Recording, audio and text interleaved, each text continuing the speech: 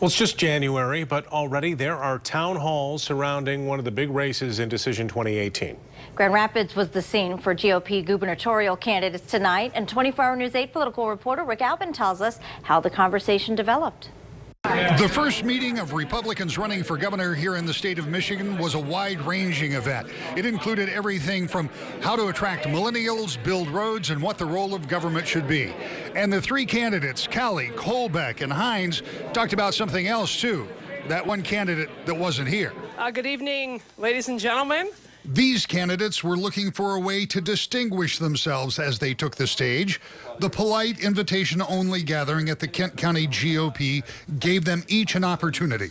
For Lieutenant Governor Brian Cowley, it's about what he calls a comeback and keeping it going. It's a really powerful story to be told, and it happened under the leadership of the Snyder administration, and I had a big part in that. When I go off and engage the millennials and we talk... State Senator Patrick Colbeck points to keeping promises, not to become part of the system in his 7 years in Lansing. I think the key thing is who's going to resonate most with what people are looking for. And when they have a chance to look at my record, they know that they actually have somebody who's been serving in government that actually has been serving and looking out for their best interests and not their own personal self-interest. When we decrease our regulations, this will cause... Doctor and political newcomer Jim Hines thinks his personal approach and lack of political background will be the difference. So I have 38 years of experience as a physician, putting patients first, and now as governor I want to put people first.